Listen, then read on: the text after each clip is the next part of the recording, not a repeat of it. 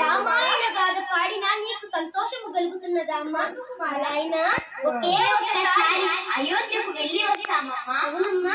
ఏమిటి కుమారా అయోధ్యకు వెళ్తున్నారా? వనసు కుమారా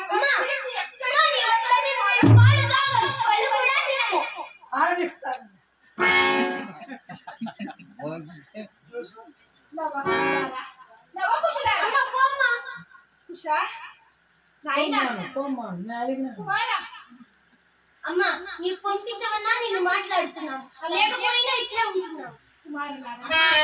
వెంటనే చిన్న గురువు గారు వస్తున్నారమ్మా. పంపించవమ్మా.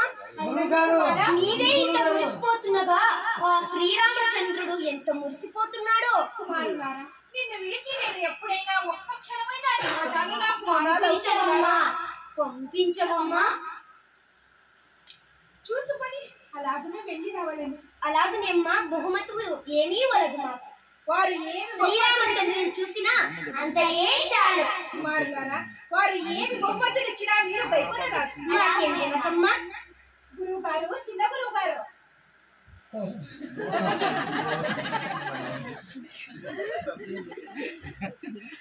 గురువు గారు అయినను గురువు గారు, నా కుమారుడు ఏమీ తెలియని బాలు. వారిని అయోధ్యకు కైకొని వెళ్ళి మీరు వెంటనే ఉండి శ్రీరామచంద్రుడికి చూపించుకొని త్వరగా కైకొని రావాలి. అటులేదమ్మా, వీళ్ళకి అయోధ్యలో తీపిచ్చి నేను కోట కడుపుతానంట. మీకు లోపల పంపిస్తాను. ఎక్కడికి వెళ్ళరాదు నన్ను ఇచ్చిపెట్టి బాగుంటుంది. అయోధ్యకు పోతున్న ట్రైన్ ఎక్కించినాను అనుకో, ట్రైన్ మీరు కింద రండి, నేను ట్రైన్ పైన కూర్చుంటా. గురువులు ఏమి చెప్పినా వారికి ఏమి చెప్పరా? అలాగనే అమ్మా. సేవముగా వెళ్ళి లాభముగా రండి కుమారా. అలాగనే అమ్మా.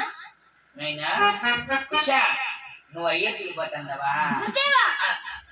నేను కుషుడు, నేను లవుడు. అవునా? ముందు తాగినాను లేదు, గుర్తు పట్టాకుండా. నువ్వు లవుడు, నీకు కుషిరా? గమనిండ్రా, నాకు తెలియదు. ఏమే పెద్దవాడు గురుదేవా నేను. నువ్వు పెద్దోడా? నువ్వు చిన్నడా? అరే నువ్వు అయోధ్యకు పోతావా?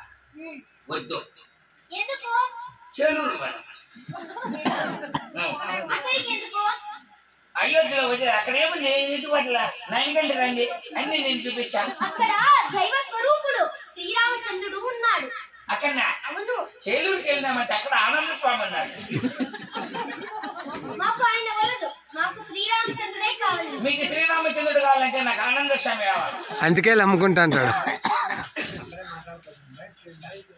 అది వినపడతాండి ఎక్కువ మాట్లాడినప్పుడు లోపలికి వెళ్ళిపోతాను మీరు వస్తున్నారు గురుదేవా? నేను వచ్చాను రా నన్ను ఇచ్చి వెళ్ళిపోతారా మీరు అలాగే వాడేది తమ్ముడు.